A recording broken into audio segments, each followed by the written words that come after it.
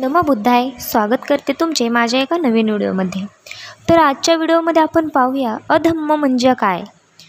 अधम्म म्हणजे दैवी चमत्कृतीवर विश्वास ठेवणे म्हणजे अधम्म.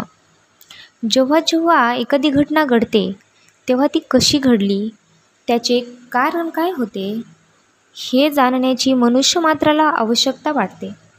कधीकधी कारण व कार्य ही एकमेकांच्या इतकी जवळजवळ असतात की कार्याच्या कारणाचा पत्ता लागणे अवघड नसते, परंतु कधीकधी कार्य परिणाम हे कारणापासून इतके दूर असते की तेथे कार्यकारणाचा शोध लागत नाही.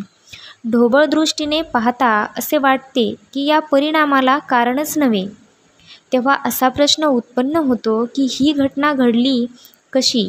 अशा वेळी सर्वसामान्य तर असे असते की ही घटना काहीतरी दैवी कारणाने म्हणजे चमत्काराने घडली असावी.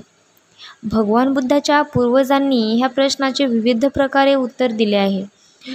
पखुद कच्चान हा प्रत्येक घटनेला कारण असल्याचे मानित नसे. तो म्हणत असे, घटना कारणाविना स्वतंत्रपणे घडत असतात. मकली घोषल मानित असे की घटनेला कारण असले पाहिजे, परंतु तो असा प्रचार करीत असे की ते कारण मानवी शक्तीबाहेर कुठेतरी प्रकृती, अनिवार्य आवश्यकता, वस्तुजातीतील अंतर्गम नियम, पूर्वनियोजित दैव अंशासारख्या गोष्टी शोधले पाहिजे. भगवान बुद्धाने अशा सिद्धांतांचे खंडन केले. त्याचे म्हणणे असे की प्रत्येक घटनेला कारण असते. एवढेच नव्हे तर प्रत्येक कारण हेही मानवी अथवा प्राकृतिक कारणाचा परिणाम आहे.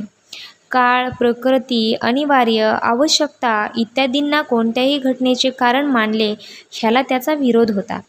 जर काळ, प्रकृती, अनिवार्य आवश्यकता हीच फक्त घटनेची एकमात्र कारणे असतील तर मग आमची स्थिती काय.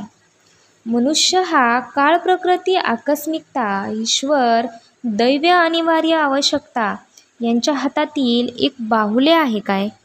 जर मनुष्य स्वतंत्र नाही तर माणसाच्या अस्तित्वाचे प्रयोजन काय.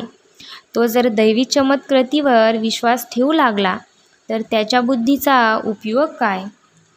जर मनुष्य स्वतंत्र असेल तर प्रत्येक घटनेला मानवी प्राकृतिक कारण असले पाहिजे.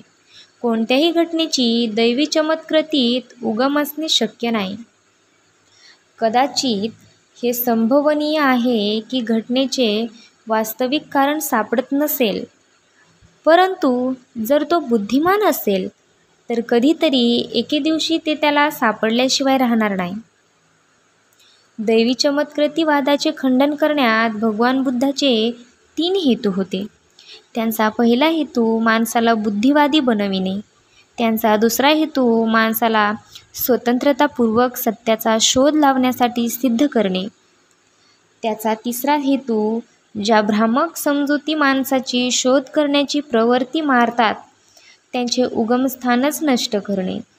यालाच बुद्ध धम्माचा कम्म सिद्धांत अथवा हेतुवाद म्हणतात. हा हेतुवाद बुद्ध धम्माचा मुख्य सिद्धांत आहे. तो बुद्धिवाद शिकवितो आणि बुद्ध धम्म बुद्धिवादापेक्षा वेगळा नाही. याच कारणास्तव दैवी चमत्कृतीची पूजा अधम्म मानली जाते. तर आपण या व्हिडिओमध्ये पाहिले अधम्म म्हणजे काय. अधम्म म्हणजे काय तर गौतम बुद्धाचा हेतू 3 होते. गौतम बुद्धाचे हेतू 3 होते. तर त्यांनी आपल्याला ते 3 हेतू सांगितले आणि या व्हिडिओच्या माध्यमातून आपण ते पाहिले.